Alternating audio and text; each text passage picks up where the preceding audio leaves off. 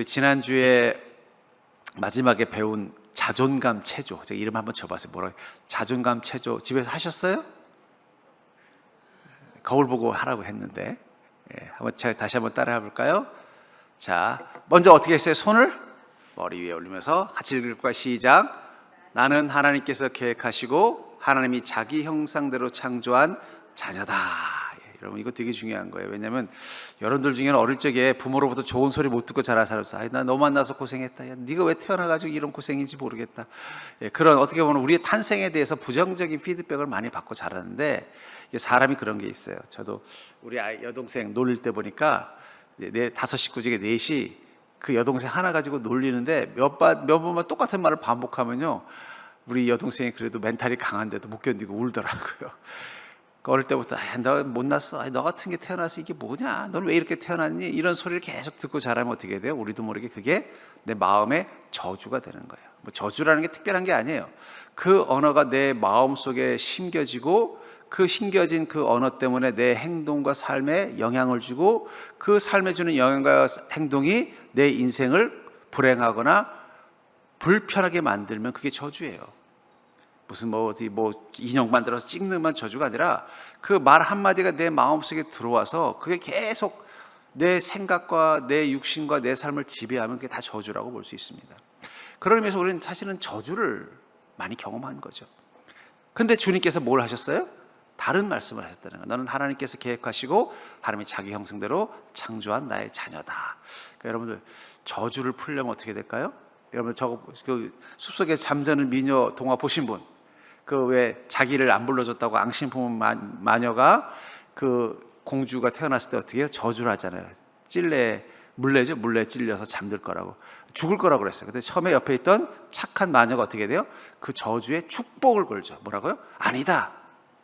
공주는 죽는 게 아니라 잠들 것이며 어느 날 멋진 왕자가 와서 키스를 해서 이 공주를 깨워줄 거라는 축복을 해주죠. 그리고 어떻게 돼요? 저주 때문에 잠들었지만 축복 때문에 깨어났잖아요. 저는 그 동화가 주는 의미가 있다고 생각해요.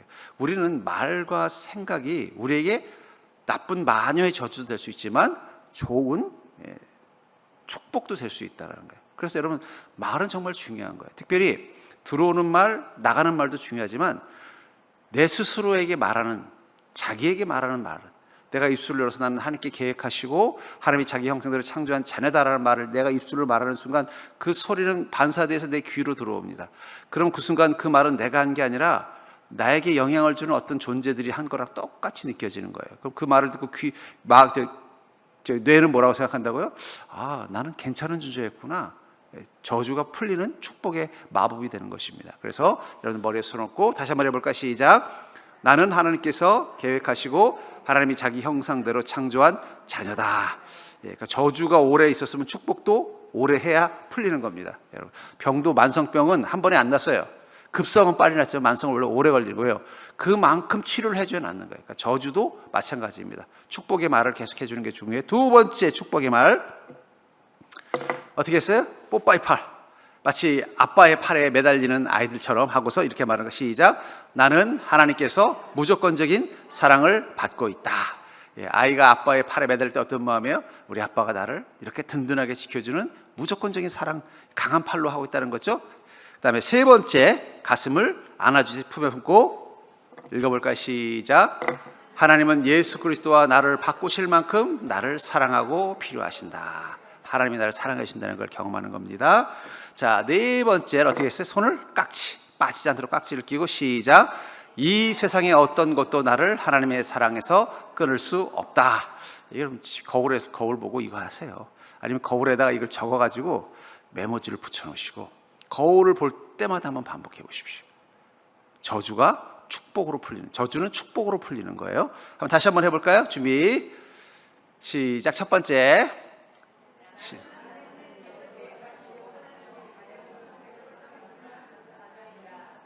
두 번째, 세 번째,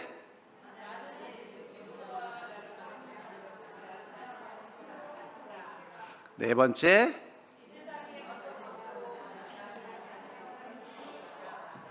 우리 연습 시간 한번 가져볼까요? 3분 드릴 테니까 옆 사람 보고서 서로 봐주기 하는 겁니다. 잘하고 있는지. 자, 좌우로 보십시오.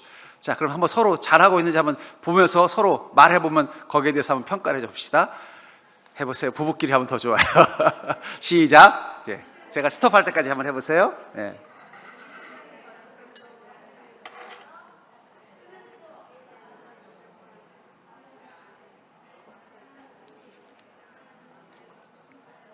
아마 그 저기 적혀 있을 거예요. 네.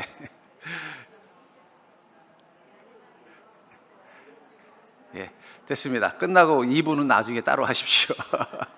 처음에는 어색하지만 이걸 반복하다 보면 이제 익숙해질 거예요.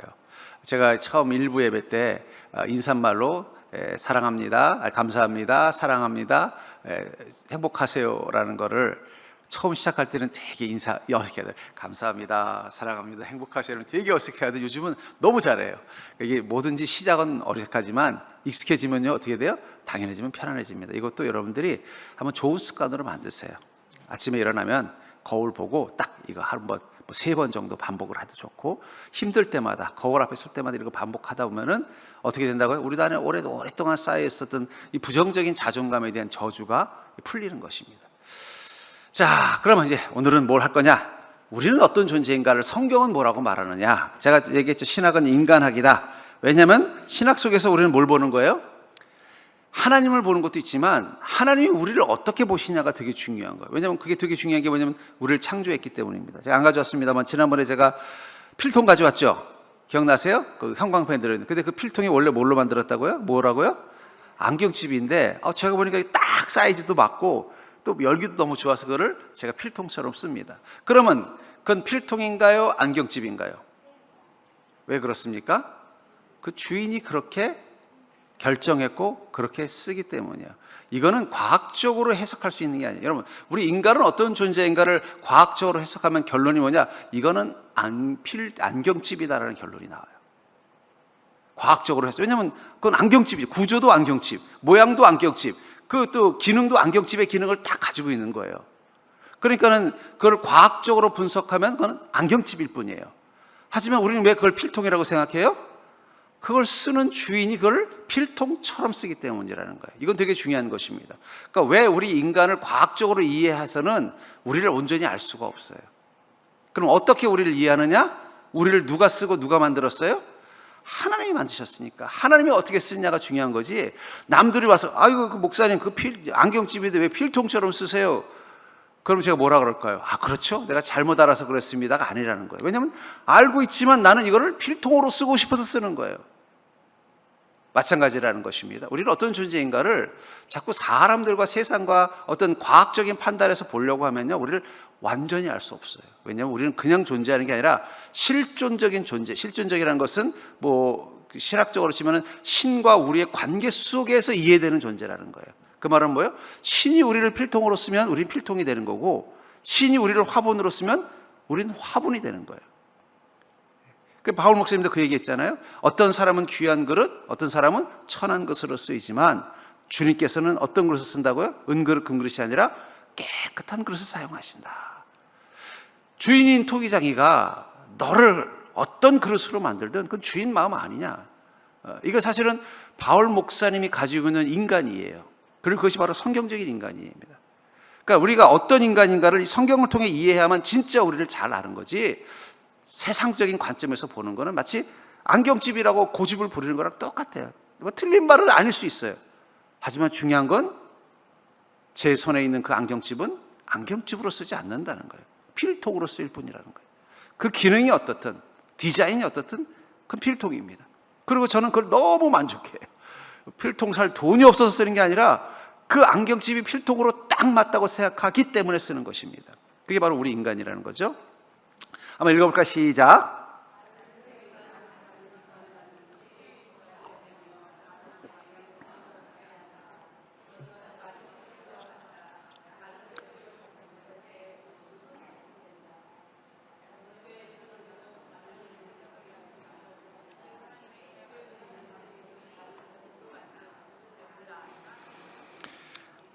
현대에서 인간을 이해하는데 가장 기본적인 접근법은 아마 진화론일 거예요. 그렇죠? 우리는 원숭이로부터 나왔다. 과학적으로는 그 말이 맞는 것처럼 보이는 증거들이 있어요. 하지만 그게 치명적으로 답을 주지 못하는 게 있어요. 그럼 왜 우리는 이렇게 만들어졌는가? 그럼 우린 왜 이렇게 살아야 되는가? 이 질문에 대해서는 진화론은 얘기해 주지 못해요. 진화론은 뭐라고 말하냐면 어쩌다 보니까 이렇게 된 거고 이렇게 됐으니까 이렇게 산다. 이게 사실은 진화론적 관점이 줄 수 있는 답입니다. 한계예요. 거기에 반대쪽에 있는 게 뭐예요? 창조론이죠. 그 창조론의 핵심은 뭐예요? 하나님이 우리를 만드셨다. 만드신 목적이 있다. 그 목적을 알고 사는 것이 뭐라는 거예요? 바르게 사는 것이다 라는 하나의 기본 전제가 있는 것입니다. 그런 의미에서 우리를 왜 만드셨는지를 잘 알아야지 우리가 어떻게 살아야 되는지에 대한 답이 있겠죠. 자, 그래서 바른 인간, 정상적인 인간이 되기 위해서는 하나님이 말씀하신 인간에 대한 바른 설계도, 성경적 인간 이해를 가져야 된다. 하나님은 나를 어떻게 이해하는가? 주인이 나를 필통으로 이해한다는 걸 깨닫고 나면 그 다음부터 그 안경집은 어떻게 스스로 역할을 할까요? 필통의 역할을 하려고 할 것입니다. 그게 가장 완전한 모습이라는 거예요. 나는 보니까 동기들이 다 안경 담고 있는 안경집으로 쓰고 있는데 저 주인을 왜 저래? 자꾸 나를 왜 필통을 만들려고 그래? 난 싫어! 해버리면 그 순간 그거는 안경집으로 돌아갈 수 있을까요? 제가 필통으로 쓰고 싶어서 쓰는 건데 안경집으로 돌아가려고 발버둥 쳐봐야 되지도 않지만 안경집으로 돌아가는 순간 그건 뭐가 되는 거예요? 나에게는 아무 쓸모없는 존재가 되는 거예요. 가치를 잃어버린다는 거예요. 인간도 마찬가지입니다. 하나님이 나를 왜 만드셨는가에 대한 분명한 이해가 있어야 거기에 맞게 살면 그 순간 뭐가 되는 거예요? 가장 가치가 있는 거예요. 저도 오랫동안 안경을 쓰니까 저희 집에 안경집이 참 많아요. 근데 나머지 안경집은 다 어떻게 됐을까요? 뭐 버리지 못해서 그냥 구석에 처박혀 있는 거예요. 근데 얘는 필통이 되는 순간 매일 제 책장 착자 위에서 주인의 손에 의해서 매일 선택을 당하는 것입니다. 마찬가지입니다. 우리가 어떤 인간인가? 그걸 성경적 이해가 필요하다는 거. 첫 번째 한번 읽어볼까요? 시작.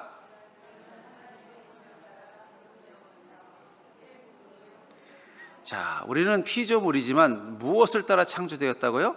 하나님의 형상을 따라 창조됐다는 거예요. 이게 사실은 자연에 있는 다른 만물과의 차이점입니다.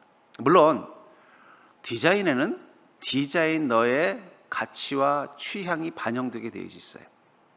하지만 우리 인간은 그냥 하나님의 취향이 반영된 만물과는 전혀 다른 하나님의 형상을 따라 창조된 부분이 우리 안에 분명하게 있다는 거예요. 근데 그 부분은 특별히 우리의 육체 부분보다는 우리 안에 내재된 영혼의 부분에 더 강합니다. 여러분 자녀들을 키워보면요, 저는 자녀가 하나라서 모르지만 자녀 여러 가지 분한테 물어봐요. 큰애는 누굴 많이 닮았고, 둘째는 누구 많이 닮았고, 셋째는 누구 많이 닮았습니까? 그러면요, 쟤는 다 엄마 닮았어 이러는 애들은 별로 없어요. 얼굴은 엄마를 닮았는데 발가락은 절 닮았고 뭐 하나가 다 한쪽만 있는 건 없다는 거예요. 섞인 게 있어요. 신기하게 할아버지를 닮았어요 이런 경우도 있어요. 그런 것처럼 우리는 하나님의 형상으로 만들어져 있는데 특별히 그 하나님의 형상이 더 선명한 부분이 있다는 거예요. 그것을 위해서 우리 인간은 세 부분으로 나뉘어 있다고 말합니다. 어떤 때는 이분설, 때는 삼분설로 나누는데 삼분설이라고 말하는 건 영과 혼과 육입니다. 그리고 이분설은 영혼과 육으로 나눠요. 그 왜 어떤 신학자들은 영과 혼과 육으로 나누고 어떤 신학자들은 영혼으로 나누냐? 저는 거기에 대한 정의를 내리는 게 이 혼이라는 존재가 사실은 되게 애매한 존재예요. 마치 집으로 치면은 담벼락 같은 거라고 저는 생각해요. 우리 교회에 보면은 이 건물 있잖아요. 옆에 또 큰 빌라가 있잖아요. 거기 담이 하나 있습니다. 그럼 그 담은 우리 교회 건가요? 아니면 저 옆에 집 건가요? 애매하죠. 그러니까 우리 교회 건물 옆에 좀 빌라가 있어요. 삼성 빌라인가? 그 사이에 담이 쳐져 있어요. 그럼 이 담은 우리 거예요? 그 집 거예요? 그러니까 저는 혼을 그런 부분이라고 생각해요. 혼에는 육적인 것도 있고 영적인 것도 있어요. 그래서 어떤 분들은 영혼과 육으로 나누기도 하고 어떤 분들은 영과 혼과 육으로 나누기도 하는 것입니다. 그건 접근법이지 어떤 게 옳다고 저는 생각하지 않아요. 영은 하나님과 교제하고 하나님의 영을 여러분 성령님은 우리의 영 가운데 임하는 것입니다. 그러니까 여러분 강아지에게는 성령님이 임할 수 있을까요? 없을까요? 없습니다. 왜냐하면 강아지에게는 영이 없기 때문이에요. 강아지에게 혼이 있을 수도 있어요. 아까도 말했죠. 영과 혼은 분리할. 전 그래서 삼분주의자예요. 왜냐하면 이분주의자가 되면 뭐가 되냐면 강아지도 영혼이 있다고 착각할 수 있기 때문에. 여러분 강아지도 키워봤어요? 어떨 땐 사람보다 낫습니다. 그렇죠? 예. 어떨 땐 사람보다 나아요. 그 마음 쓰는 게 사람보다 나아요. 그럼 그 강아지는 영혼이 있느냐? 그 관점에서 저는 이렇게 정리를 내리면 혼은 있을 수도 있겠다. 하지만 뭐가 없어요? 영은 없는. 그래서 저는 삼분설을 주장하는 쪽에 영과 혼과 육으로 봅니다. 왜냐하면 이 혼은 인간에게도 특징이 있지만 다른 동물들에게도 돌고래도 혼이 있는 것 같아요. 그리고 뭐 은혜 갚은 까치, 그런 거는 본능이 아니에요.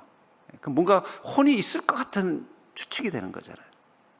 그런 의미에서 영과 혼은 구분할 필요가 있다고 봐요. 영은 하나님의 교제, 하나님의 영이 임한 성령의 영은 우리 안에 영뿐입니다. 그리고 혼은 뭐예요? 생각하고 느끼고 결단하는 기능, 이걸 이제 한자로 지정의라 그래요. 이성적인 판단, 감성적인 느낌, 결단할 수 있는 의지력, 이게 혼이 가지고 있는 능력의 전부예요. 자, 육은 물질로 되어 있어서 물질 세계와 접촉할 수 있고 본능이 있다. 육은 오감이 있죠. 그 감각을 통해서 어떻게 돼? 보고, 뜯고, 맛보고, 즐기는 것처럼 우리의 육감을 통해서, 오감을 통해서 어떻게 돼요? 이 세상, 물질로 된 세상과 접촉해서 볼 수 있는, 어떻게 보면 어떤 나가 누군지를 경험하게 만들어주는 하나의 그런 어떤 존재가 바로 이 육이라는 거죠. 자, 인간의 타락을 말미암아 각 부분에 변화가 생겼어요. 여러분, 우리가 이 선악과를 먹고 타락했을 때 나타나는 세 가지 변화를 영과 혼과 육의 영역으로 분류할 수 있다는 거예요. 첫 번째, 영은 어떻습니까? 하나님의 영이 떠나가고 모든 기능을 상실한 채 인간 안에 존재한다. 영적인 사망이다. 우리 영은 죽었다. 영의 기능이 마비돼 버린 것이죠. 자, 혼에는요, 영적인 도움을 받지 못함으로 말미암아 지정의의 각 부분이 타락되고 혼란에 빠짐, 타락한 인격 형성, 본능을 다스리는 기능을 잃어버린다. 영이 죽으면 우리 혼은 벌써 기능에 문제가 생기기 시작합니다. 어떤 문제냐? 판단이 흐려지고 잘못된 판단에 빠질 수 있어요. 내 안의 감정이 뭐예요? 건강하지 못한 감정에 휩싸일 수 있습니다. 내가 어떤 잘못된 태도와 습성을 버리지 못하는. 그러니까 영이 죽은 자는 그 혼이 어떻게 돼요? 혼도 소위 말하는 변질되는 거죠. 그러니까 잘못된 생각을 하고 잘못된 감정에 사로잡히고 그 다음에 잘못된 습성을 갖는 자가 되죠. 육은 죄악의 도구로 사용된다. 우리 눈에 제일 잘 보이는 게 육이잖아요. 그러니까 우리가 병에 걸리고 죽고 육이 가지고 있는 연약함들, 이런 것들을 우리 경험하는 것이죠. 자, 예수 그리스도의 십자가의 구속이 각 부분에 미치는 영향, 선악과로 말미암아 우리의 영은 죽어 있어요. 그러니까 존재는 하지만 뭐예요? 거의 마치 이 동굴에 있는 나사로처럼 우리의 영이 죽어 있다가 예수 그리스도를 만나서 그 영이 깨어나는 것입니다. 그 생명이 되는 거죠. 그리고 우리의 혼은 어떻습니까? 영이 기능을 잃어버리니까 혼은 건강하지 못한 거예요. 그러니까 생각도 어떻습니까? 그러니까 여러분, 분별력을 잃어버리죠. 그러니까 우리가 타락했다는 걸 경험하는 것 중에 하나가 뭐예요? 이상하게 좋은 것에 대한 생각은 잘 안 떠오르고 나쁜 것에 대한 생각은 잘 떠오르죠. 생각이 타락했다는 증거예요. 뭔가 내가 저 사람에게 잘 해줘야지 한 때는요, 머리가 안 돌아가. 뭘 해줘야 돼? 근데 복수해야지 그런 머리가 팍팍 돌아가요. 그렇죠? 그래서 세상 사람들이 무서운 거예요. 뭐냐면 은혜를 갚으려고 하면 머리가 멍해. 어떻게 갚아야 되나? 그런데 저놈 내가 한번 골탕 먹여야지 그러면요, 바보도 머리가 잘 돌아가요. 이 혼 중에서 이 지 영역이 타락한 거예요. 여러분, 기쁜 감정, 행복한 감정, 이런 거는요 금방 사라져요. 나쁜 감정은요 오래 가죠. 그렇죠? 누가 나한테 와서 나 너무 좋아 그러면요, 그 기쁜 감정은요 또 금방 사라져. 근데 와가지고 또 이렇게 하면요 평생 막. 이 자식들이 그렇죠.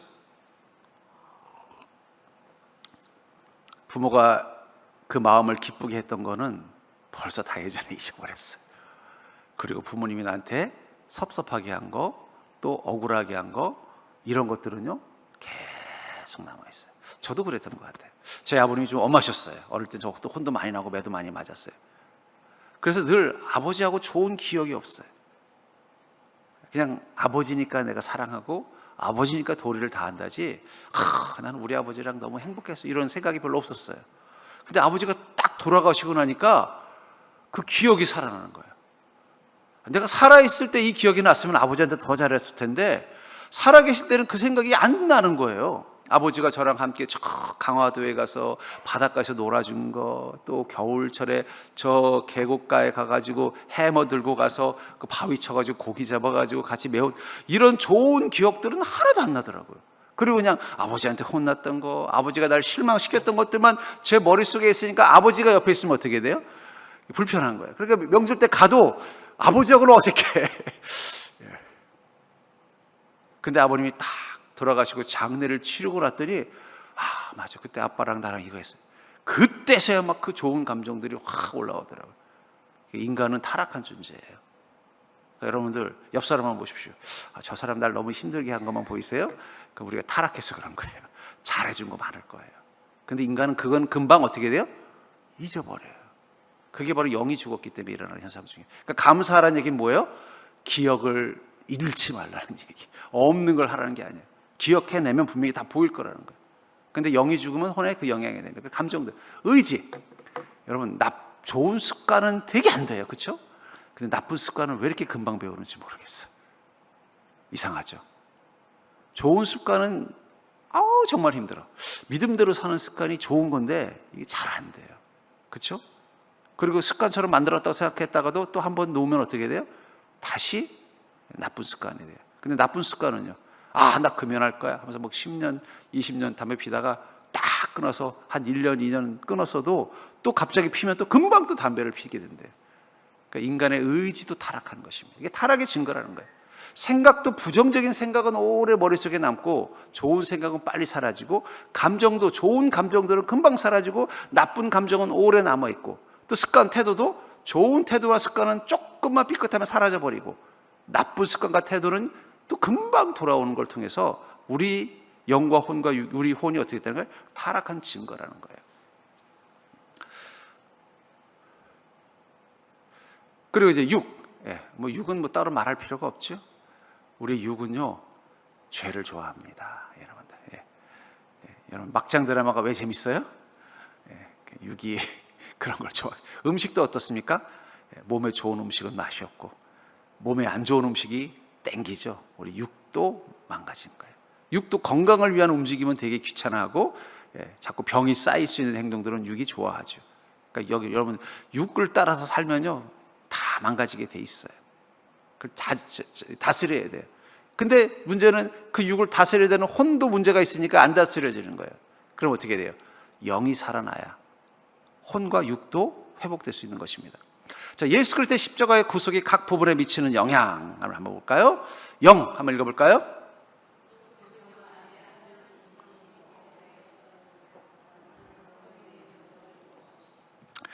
성경에 보면 하나님께서 아담을 창조하시고 마지막에 어떻게 그랬어요? 그 숨을 불어넣으니 생명이 되었다. 생명이라는 건 뭐예요? 살아난 영이 됐다는 것이죠. 영이 살아있는 존재가 됐다는 뜻입니다. 성령이 우리 안에 들어오시는 건 우리의 영을 살리기 위해서라는 거예요. 영이 살아나고 영이 깨어나면요, 그 첫 번째 현상이 뭐냐? 혼의 변화가 일어나요. 혼의 변화가 어떻게 말해요? 생각이 바뀌고 감정이 바뀌고 태도가 바뀌는 거예요. 그게 바로 거듭남이에요.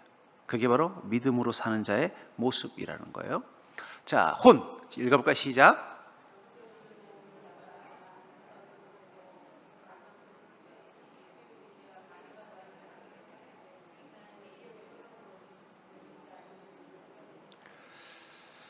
영적인 도움을 받아서 어떻게 바른 생각이 회복이 되고, 지가 회복이 되죠. 바른 감정적 상처의 치유, 정이 회복이 되고, 의지가 바른 선택을 하게 되면 인격의 새로운 건축, 본능을 다스리는 능력을 회복한다. 그 지적 의가 모여서 인격이 되는 건데, 그 인격이 어떻게 돼요? 새로워지니까 그 인격은 우리 육신의 본능을 다스릴 수 있는, 육체를 다스릴 수 있는 힘을 갖게 되는 것입니다. 그래서 영이 죽으면 혼의 기능이 망가지고, 혼의 기능이 망가지면요, 우리는 육체의 본능을 따라 살게 되어져 있다는 거예요. 자, 6 읽어볼까? 시작.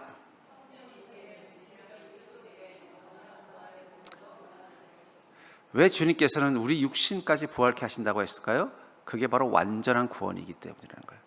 우리 육신은 질병과 죽음과 멸망을 향해 가고 있는 것입니다. 그건 어쩔 수 없어요. 그리고 그 육신은 이미 타락했기 때문에 자꾸 죄에 끌리는 본능을 가지고 있다는 거예요. 그래서 이것을 어떻게 해요? 영과 혼이 변화되면은 그 육이 변화되고 그것을 통해 우리 삶이 뭐가 돼요? 성전이 된다. 자, 각 부분을 회복하기 위해서 내가 성령님께 협조할 사항은 무엇인가? 자, 아까도 말했죠. 혼이, 그러니까 기독교적인 어떻게 성경적인 의미에서 우리가 회복이 된다는 건 결국 뭐예요? 먼저 우리 영이 살아나야 되는 거예요. 영이 살아나기 위해서 가장 중요한 건 뭡니까? 예수 그리스도의 영이 성령이 우리 안에 들어와서 우리의 영을 다스리고 살리는 은혜를 경험하는 게 가장 중요하다는 거예요. 그것을 위해서 우리가 성경에 협조할 사항은 무엇인가? 영의 회복 읽어볼까요? 시작. 우리 영은 하나님으로부터 나왔습니다. 하나님이 숨을 불어넣으시니 생명이 되었다고 했잖아요. 그렇기 때문에 우리의 영은 언제 가장 건강하냐? 하나님 앞에 있을 때 영은 건강하게 돼 있어요. 여러분 교회 오면은 그런 느낌 없어요? 저는 있는데 지금 이제 목사가 되니까 매일 교회 안에 있어서 예전 같지는 않지만 학생 때 이상하게 교회에 앉아 있으면 뭔가 뭐 다른 것도 없는데 뭔가 되게 뭔가 표현할 수 없는 그 뭐라고 해야 되나요? 그 뭐라고 할까요? 그 평안, 또 표현할 수 없는 뭔가 감동, 이런 것들이 느껴져요. 그럼 뭐라고 표현할 수 없어요. 뭐 다른 건 없어요. 내가 뭐 여기 와서 뭐 한 것도 아니고 그냥 이곳에 머무르는 건데. 제가 이제 어디 시골 같은데 또 여름 휴가 가면요, 가다가 좋은 교회가 있으면 꼭 서서 가요. 들렸다 가요. 가서 문이 열려 있으면 들어가서 예배당에 이렇게 앉아서 가만히 기도하기도 하고. 그러면 그 느낌이 있어요. 그 공간이 주는 느낌. 그건 어쩌면 우리 안에 뭐예요? 영이 회복되는 느낌이에요. 그러니까 여러분, 우리의 영은요, 우리 영을 만드신 하나님 앞에 서야만 회복이 되는 거예요. 그리고 예수 그리스도는 누구세요? 우리를 만드신 하나님. 성령님은 그분의 영. 그러니까 성령님 앞에 깨어 있으면 우리의 영은 그냥 본능적으로 살아나는 것입니다. 깨어나는 것입니다. 혼의 회복 읽어볼까요? 시작.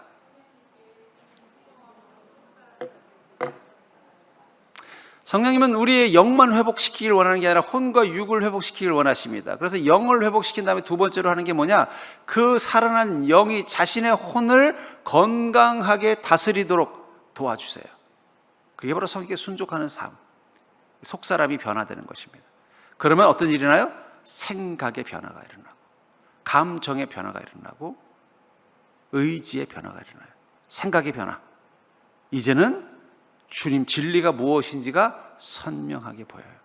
감정의 변화는요, 이제는 우리 안에 있던 부정적인 감정들은 사라지고 선한 감정들.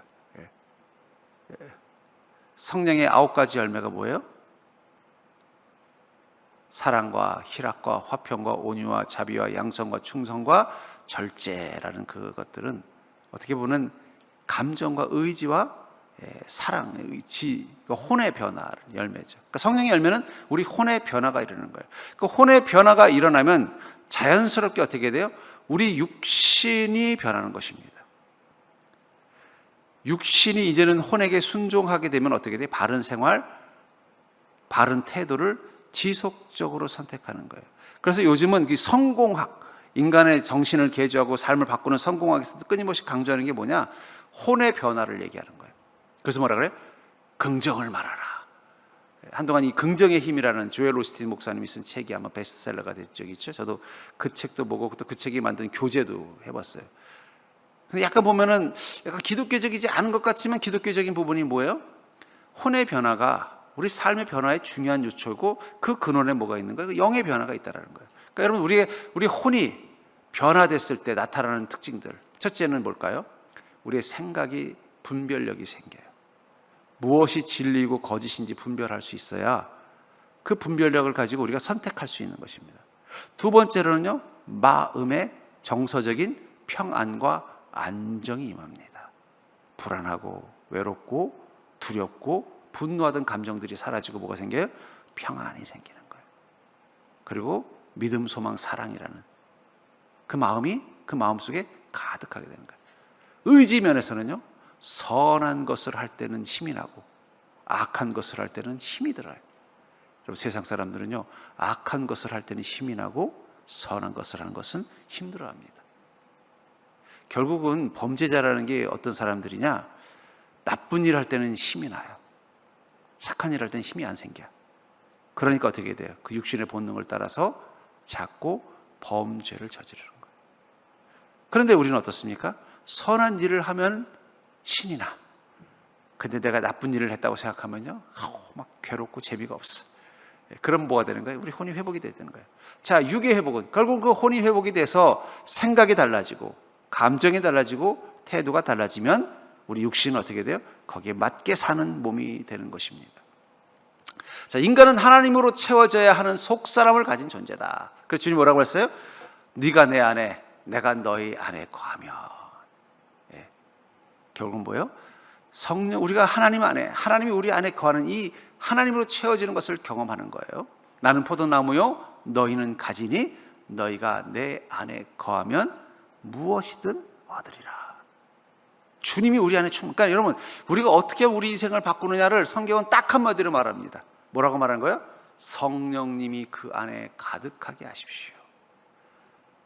아주 쉽죠? 복잡한 메커니즘이 필요한 게 아니에요. 그냥 성령님이 내 안에 충만하면 돼요. 충만하면 그 순간 내 영이 깨어나게 되어 있습니다. 내 영이 깨어나면요, 그 깨어난 영은 내 혼에게 명령합니다. 어떤 걸 명령해요? 선하기를 명령하고, 밝기를 명령하고, 평안하기를 명령하고, 행동하기를 명령하는 거예요. 그럼 내 생각이, 내 감정이, 내 의지가 바뀌면 그것은 우리 몸에 어떻게 돼요? 똑같이 반영되는 거예요. 얼굴이 환해지고, 마음이 평안해지니까 스트레스 지수가 줄어가지고 질병도 줄어드는 거예요. 여러분, 병원 가면 늘 하는 게 뭐예요? 스트레스 말 많이 받으세요. 예. 그 말이 스트레스가 돼. 그럼 어떻게 스트레스 안 받는데요? 예? 그렇잖아요. 그 마음의 문제라는 거죠. 의사들도 알아요. 마음이 평안해야 육신의 질병도 사라지는 거예요. 자연인들이 의외로 보면은요, 큰 병 가지고 있다가 자연 속에 가서 치유가 되는 건요, 단순히 그냥 어디 거기서 나오는 뭔가 신비한 물질 때문만은 아니에요.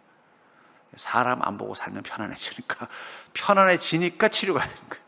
예. 그 옛날에 그리스의 출신의, 저도 한 뭐 어디 이제 수치에서 봤는데, 그리스 태상의 한 사람이 미국으로 이제 이민을 와서 열심히 살아서 가족도 돌보고 돈을 벌었는데, 그 이제 살만해져서 보니까 몸이 아프더래요. 그래서 병원에 가더니 의사가 그러더래요. 아, 이거 당신 이거 폐암 말기다. 6개월밖에 못 살 것 같은데 이제 마음의 준비를 하십시오, 그러더라는 거예요. 그 말 듣고 청천벽력 같으니까 갑자기 내가 6개월밖에 못 살면 뭘 할까? 늘 그리스, 어릴 때 자기 고향에서 살던 시절을 늘 그리워했는데 먹고 살려고 미국에 와서 험하게 살다 보니까 어떻게 돼요? 뭐 그래도 돈도 벌고 가족도 키웠지만 몸은 만신창이가 된. 그래서 내 남은 6개월 그렇게 살고 싶었던 그리스에 가서 살자 그래가지고는 병원도 안 가고 시골 그리스에 가가지고 자기 옛집에 가서 집을 꾸며서 그냥 6개월 살고 죽겠다, 죽더라도 거기다 묻히겠다 이렇게 하고 돌아갔대요. 가서 뭐 했느냐? 그냥 실컷 자고 나와서 어릴 때부터 알던 동네 사람들하고 수다 떨고 뭐 장기도 한번 두고 또 시장에 가서 먹을 거 사서 밥 해 먹고 또 실컷 자고, 어차피 6개월밖에 안 남았다니까. 그랬는데 40년을 살았대요. 그래가지고 그래서 아유 어떻게 그러냐, 저기 미국에 가서 병원에 가서 의사한테 한번 확인을 해보죠. 어떻게 했더니 확인해 봐야 되는 거 아니에요? 그랬더니 그분이 그랬대요. 그 의사들은 벌써 죽었어요. 그러더라는 거예요. 그러니까 여러분들, 이거 되게 중요한 겁니다. 현재인들이 왜 이렇게 병이 많을까요? 저도 몸에 조금씩 고장이 있습니다만 다른 데 있지 않아요. 내 혼의 문제예요. 혼의 문제. 우리 혼이 건강하지 못하기 때문에 우리 육신이 그 영향을 받는 거예요. 사실은 육적인 조건으로 보면 우리가 더 건강할 수 있는 조건을 가지고 있어요. 그렇잖아요. 지금부터 저 아프리카에 사는 사람들의 육적인 삶의 조건을 보십시오. 그 오염된 물을 먹고 제대로 되지도 못한 음식 먹어서 영양실조 걸리기 좋고, 주거 환경은 또 어떻습니까? 막 쥐 벼룩이 가득한 데서 사는 사람. 우리가 그렇게 사는 게 아니잖아요. 깨끗한 데서 음식도 어떻습니까? 뭐 영양가 충분한. 한동안은 뭐 돼지고기 먹으면 안 된다 그러지 돼지고기 먹으라는데 돼지고기 기름이 몸에 좋다고 참 믿을 수가 없어요. 근데 왜 우리는 이렇게 많이 병이 들었을까요? 혼의 문제라는 거, 혼의 문제. 그러니까 결국 성경적 내적 치유라는 건 첫 번째 접근은 뭐예요? 내 영을 깨우는 거예요, 성령님이. 두 번째는요, 우리의 혼을 회복하는 것입니다. 그렇기 때문에 그 혼은 누구를 통해서만 치유가 될 수 있어요? 그 성령님과 깨어난 내 영을 통해서만 치유되는 거예요. 그게 성경적인 치유의 접근법입니다. 하나님은 채워지지 못한 속사람은 목마르며 굶주려 있다. 그러므로 하나님은 이 속사람에게 물과 양식을 주신다고 약속하셨다. 요한계시록 21장 6절 읽어볼까요? 시작.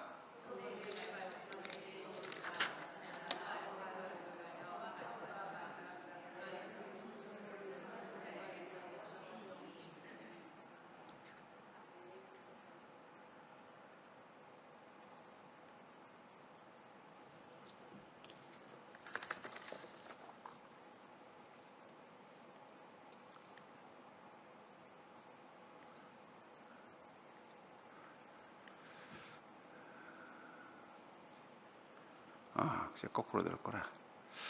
죄송해요. 제가 뭘 좀 빠진 것 같아서.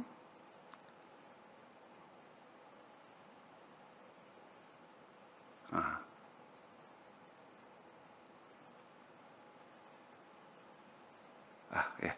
다시 한번 봅시다. 자,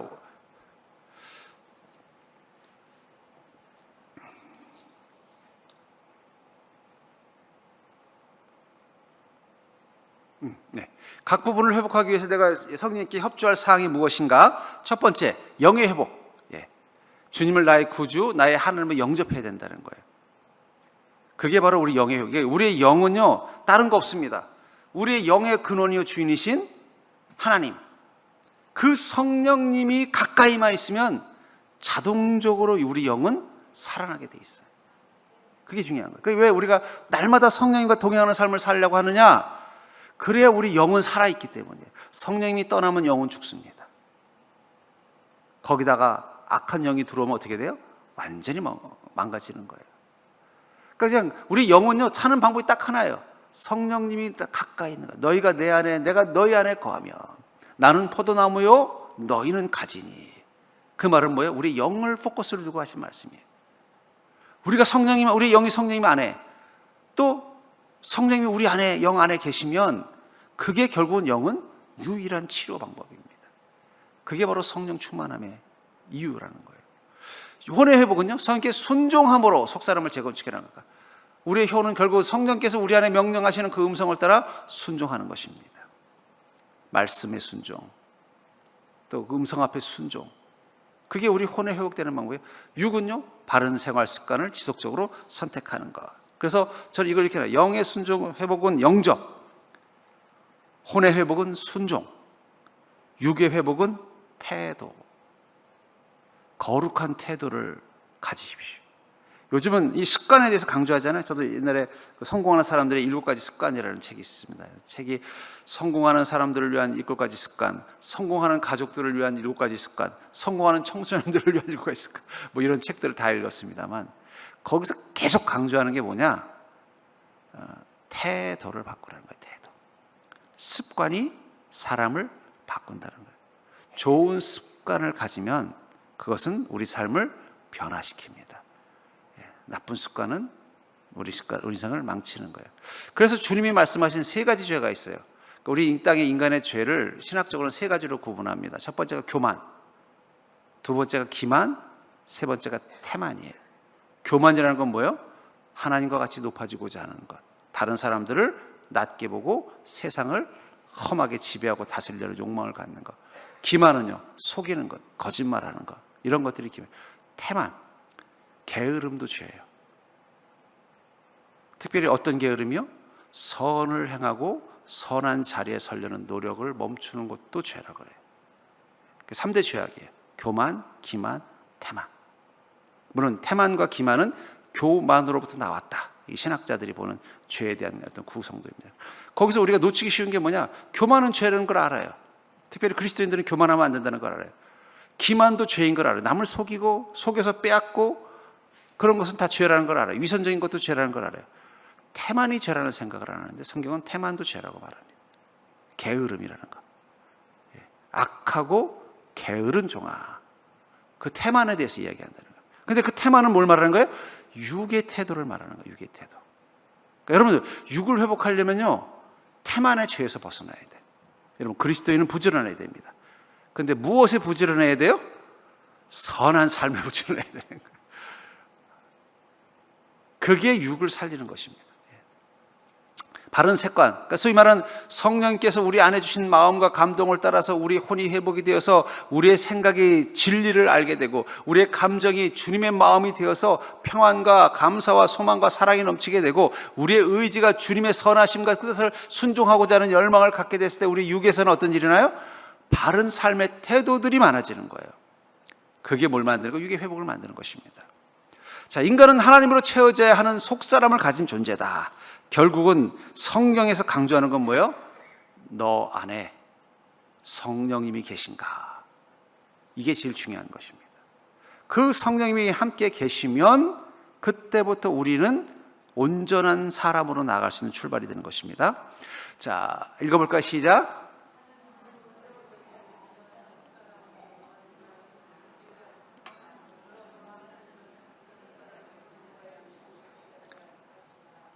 사르밧 여인은 수가성 사마리아 여인은 내가 보기에는 그 공동체로부터 버림받은 여인은 아닌 것 같아요. 그걸 어떻게 알 수 있느냐? 예수님을 만나고 나서 그 여인이 물동이를 던지고 자기 마을에 가서 뭐라고 말해요? 내가 주님을 만났다 했더니 마을 사람들이 그 여인의 말을 듣고 어떻게 했어요? 다 달려와서 예수님을 만났다는 거예요. 만약에 그 여인이 왕따라든지 사람들이 별로 좋아하지 않는 사람이라면 그 말을 했을 때 뭐라 그럴까요? 아유 이제 실성했네 할 정도였을 거예요. 근데 그 사람들이 따랐다는 것은 이 여인이 그래도 그 공동체로부터 물론 사연은 있는 것 같아요. 남편이 5이었다는 거 보니까 아픈 사연이 있어. 오히려 그 여인의 불행이 그 여인을 더 애정하게 만들 수 있는 그런 성품. 그러니까 여러분 불행한 사람도 불행해도 존경받는 사람이 있고 불행해서 오히려 더 무시당하는 사람이 있어요. 어떤 사람이 불행해도 존경받아요? 불행함에도 불구하고 그 선함을 지키는 사람은 존경해요. 아유 하나님 저 사람 왜 이렇게 힘들게 하세요?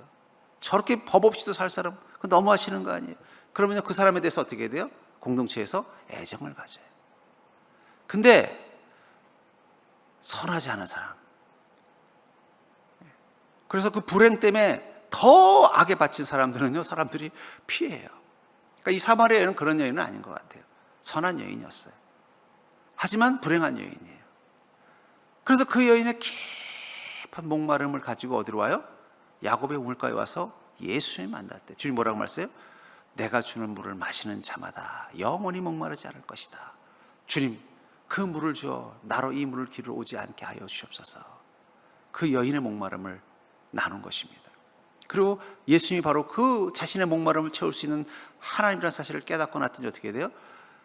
자신의 목마름을 상징하는 물동이를 던져버리고, 그 당시 때 물동이는 그릇으로 만들었기 때문에 아마 다시는 못 쓰게 됐을 거예요. 그리고는 자신을 불쌍히 여기는 사람들에게 가서 내가 주님을 만났다고 고백하는 것입니다. 요한계시록 21장 6절 한번 읽어볼까요? 시작.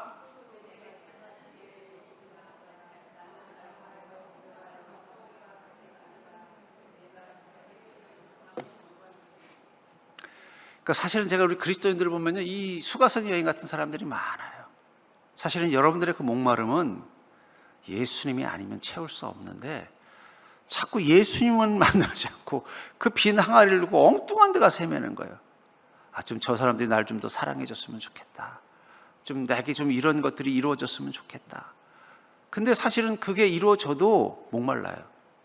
아까도 말했어요. 영의 목마름은 무엇을 통해서만 채워진다고요? 그 영의 근원인 성령님을 채워야만 가능한 거예요. 그래서 예수님께서 당신을 생수로 비유하신 거예요. 너의 영의 목마름은 이 영원히 목마르지 않게 하는 나라는 생수가 아니면 불가능하다는 걸 말씀하신 거예요. 근데 제가 우리 성도님들 중에도 보면요, 그런 목마른 여인들 같은 사람들이 많아요. 근데 그 목마름의 원인이 뭐라는 걸 모르는 거예요. 내 영의 목마름이라는 걸 말해줘도 자꾸 그 영을 채울 생각은 안 하고 혼이 목마른 줄 알고 자꾸 더 진리를 파다 보니까 이 성경만 가지고는 만족이 안 되는 거야. 이 성경이 좀 뭔가 이상이 있는 것 같아. 그럼 자기 나름대로 성경을 또 만들어요. 막 책을 갖다 놓고. 영이 목마른 건데 자꾸 홀에서 찾는 거예요. 마음의 평안이 안 생기는 거예요. 그러니까 어떻게 이걸 채우려고 어떻게 돼요? 사람 중에 좀 나옵니다. 사람 중독에 빠지는 거예요. 왜냐하면 사람들의 존중과 인정과 이걸 통해서 채우려고 하는 거예요. 혼의 문제로 생각해요. 의지의 문제.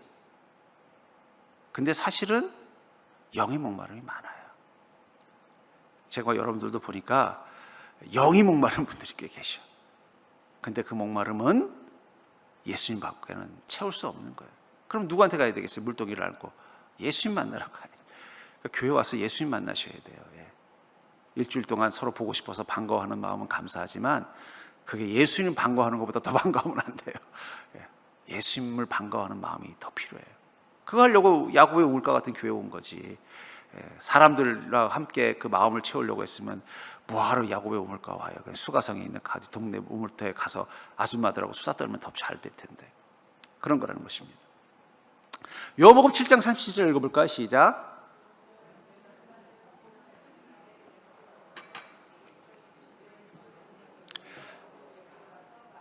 여기서 계속 주님 말씀하시죠. 누구든지 목마르거든 내게로 와서. 맞아요. 저는 그게 우리만이 아니라 지금 현대인들의 목마름의 근원은 영의 목마름이에요. 근데 그걸 자꾸 혼에서 찾으면요, 이게 해결이 안 되는 거예요. 지금 목마른 건 영인데 자꾸 혼에서, 그래서 뭐 생각을 바꾸는 걸 찾고 내 감정을 좀 뭔가 회복할 수 있는 걸 찾고, 물론 잠깐은 도움이 돼요. 하지만 또 목마른 거예요. 마치 소금물을 먹는 것처럼. 또 목마른 거, 또 헤매고 또 헤매는 거예요. 그러니까 이단에 빠진 사람들의 특징이 뭐냐? 그 영의 목마름을 자꾸 혼의 목마름으로 잘못 알고 있는 거예요. 성경의 진리가 이게 아닌 것 같은 거예요. 다른 진리 찾다가 더 망가지는 겁니다. 이사야서 55장 1절 읽어볼까? 시작.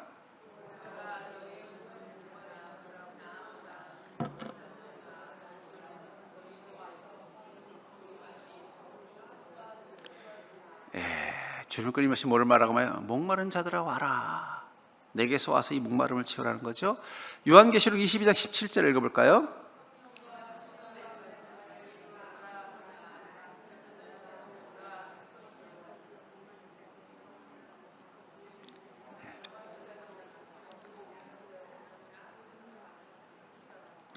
여기 성령과 신부는 아마 예수님을 상징하는 것입니다.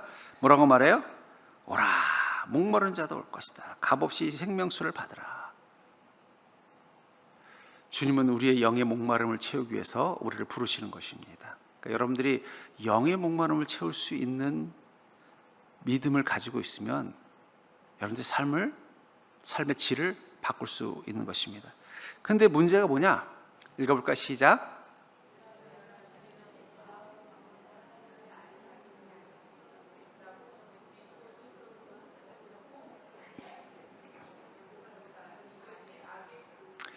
우리가 타락했다는 증거는 뭐예요? 하나님 말고 다른 것으로부터 채우고 싶어하는 죄의 본능이 자꾸 주님이 아니라 다른 것을 찾게 하는 것입니다. 어린 아기가 밖에 나가서 사람들만 보면은 엄마를 잊어버리는 애들이 있어요. 그렇죠? 그런 애들이 보면요, 위험해요. 엄마 잃어버리기 딱 좋죠. 근데 엄마 옆에 있는 걸 좋아하는 애들은 절대 잃어버릴 일이 없습니다. 우리가 자꾸 하나님이 아니라 다른 걸로 채울 수 있다는 생각을 가지면요, 우리는 어떻게 돼요? 고아가 될 수 있다는 거예요.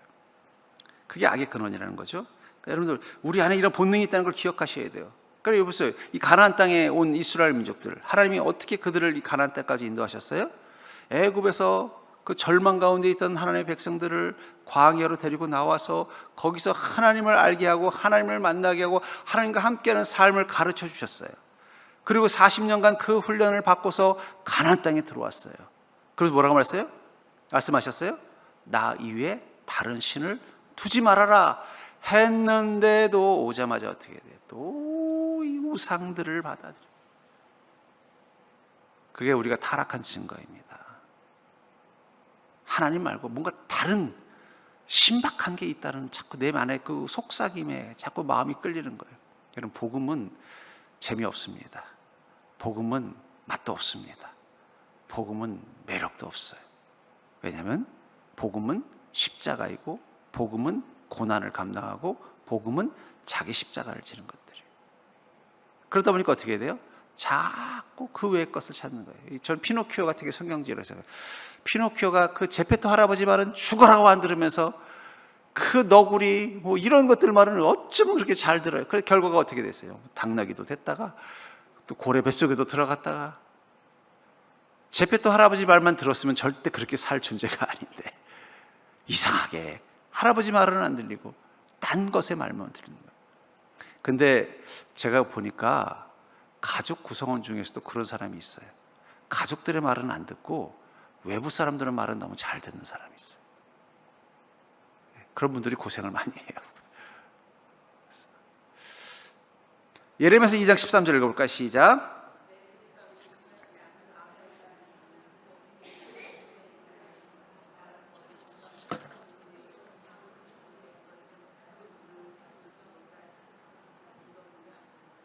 자, 내 백성이 두 가지 악을 행했다고 말하고, 하나는 뭐예요? 생수의 근원 대신 나를 버린 것과, 우리도 모르게 자꾸 하나님을 버리게 돼요. 그러니까 여러분, 우리가 타락했기 때문에 우리가 더 집중하고 더 노력하지 않는 한 우리는 성령 충만함을 유지할 수가 없습니다.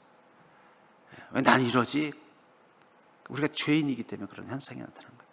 여러분 걱정하지 마세요. 천국 가면 그러지 않아요. 새로워진 몸으로 새로워진 존재로 됐더니요, 성령님과 함께하는 게 너무 좋아요. 근데 지금은요, 노력하지 않으면 자꾸 성령님을 소멸하고 잃어버릴 수 있다는 거예요. 또 하나는 스스로 웅덩이를 봤는데 그것은 그 물을 가두지 못할 터진 웅덩이다. 잘못된 것을 진리라고 믿고 싶은 그 혹한 마음들이 있다는 거예요. 세 번째, 자신의 속사람을 스스로 체류할 때 만들어진 삶의 모습, 요것만 합시다. 아까도 말한 것처럼 성령님이 아니라, 하나님이 아니라 그것을 다른 것으로 채우려고 할 때, 아마 그것은 하나님과 같이 되고자 하는 마음이 뭐예요? 하나님 대신에 나를 다스릴 수 있는 내 속의 힘을 다른 걸로 채우는 거예요. 속사람의 욕구가 하나님이 되어 십자가의 대적이 된다. 두 번째, 빌립보서 3장 19절 읽어볼까요? 시작.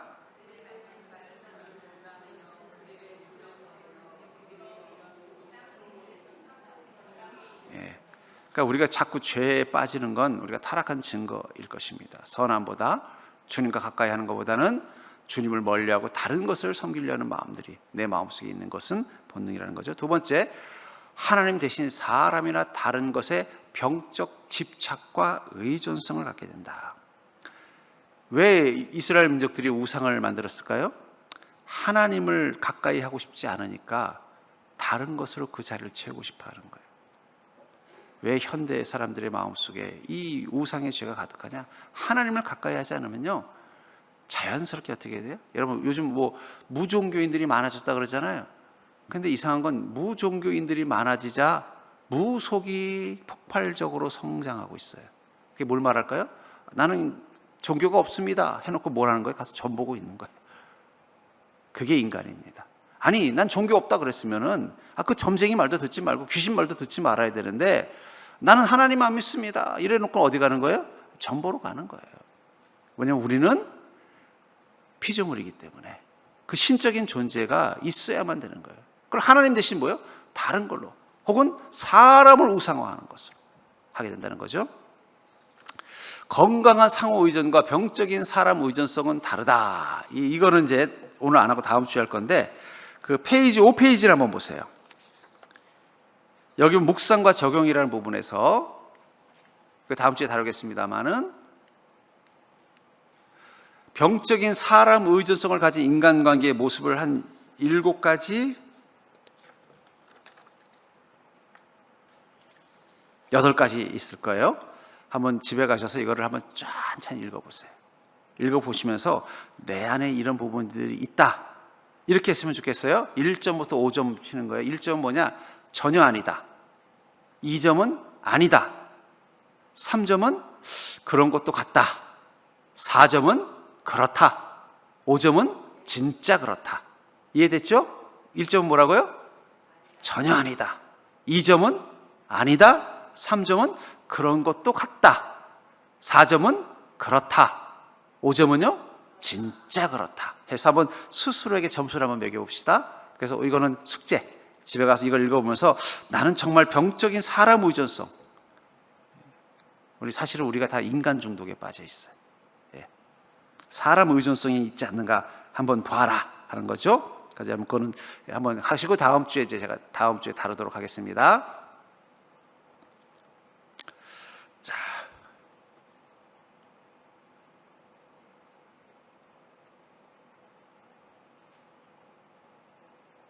세 번째는요, 아까 읽은 것처럼 자기 속사람을 스스로 채우려 할 때 만드는 삶의 모습은 속사람의 욕구가 하나님이 되어 십자가의 대적이 된다. 자기의 본능이나 욕망을 따라 산다는 거죠.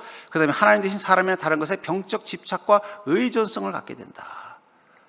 세 번째, 자기 중심적인 인간이 되어 사랑을 자기에게만 쏟는다. 그러면 왜 자기애가 무섭느냐? 자기애는 다른 말로 표현하면 자기 안에 하나님을 사랑할 수 없는 자기로 만들어버리는 거예요. 그러니까 여러분, 자기애가 강한 사람은 하나님을 사랑할 수가 없어요. 자기애가 강한 사람은 하나님도 사랑하지 못하고 타인도 사랑하지 못해요. 오직 자기만 사랑하는, 그걸 우리가 나르시스트라고 그러죠. 나르시스트. 그 나르시스트들은 온전한 그리스도인이 될 수가 없습니다. 왜냐하면 하나님을 사랑하라, 내 이웃을 사랑하는 계명을 실천할 수 없는 자예요. 왜냐하면 자기 중심적인 인간이 되어서 사랑을 자기에게만 쏟기 때문에. 물론 이것도 정도가 있어요. 진짜 심각한 사람들이 있고, 우리도 다 조금씩은 있습니다. 다 조금씩은 있어요. 근데 그걸 어떻게 되는 거예요? 그 조금씩 있는 것들을 점점 줄여나가는 것, 그게 바로 주님 말씀하신 자기를 부인하고, 그리고 줄여나가면 그 다음에 뭘 할 수 있어요? 자기 십자가를 질 수 있는 거예요. 그래야만 주님을 따르는 삶을 사는 것입니다. 특히 자기중심 인간이 되어서 살 땐 자기 일, 자기 가족, 자기 사업, 근데 엄밀하게 말하면 자기 가족이 아니에요. 자기 소유의 가족이에요. 엄밀하게 말하면 자기 일이 아니에요. 자기가 통제할 수 있는 일이에요. 자기 사업이 아니에요. 자기의 트로피예요. 나르시스트는 그런 게 있습니다. 하나님이라도 자기에게 유익이 안 된다고 생각하면 가차없이 관계를 끊어버려요. 그러니까 나르시스트는 어때요? 가족들도 자기한테 유익이 안 된다고 생각하면 어떻게 돼요? 가차없이 끊어버려요. 일도 어떻습니까? 그 일에 가치가 있어도 자기한테 유익이 안 되면 그냥 버려버리는 그런 존재가 되는 거예요. 자기 애가 되는 거예요. 자, 모든 죄악은 나의 속사람의 갈증을 내가 스스로 채울 수 있고 또 만족을 얻을 수 있다고 믿는 환상에서부터 시작한다. 내가 무엇으로 내 속사람을 채우려 했는지는 내가 무엇을 가장 필요로 하고 있는지를 살펴봄으로 알 수 있다. 내가 가장 민감하게 반응을 보이는 것은 무엇인가? 이것도 한번 숙제로 드릴게요. 한번 보시고 내 안의 갈증을 한번 봅시다. 죄가 만든 갈증이 있다는 거예요. 그리고 그걸 내가 스스로 얻을 수 있다는 환상을 가지고 있어서 나로 하여금 어떤 죄된 행동을 자꾸 하게 만들거나 충동을 느끼게 만드는 게 있다면 한번 그걸 돌아보시기 바랍니다. 오늘은 여기까지만 하겠습니다. 다음 주에는 아까도 얘기한 것처럼 치유에 대해서 얘기하면서 병적인 사람 의존성, 치유는 바른 선택으로부터 시작된다라는 부분으로 다루도록 하겠습니다.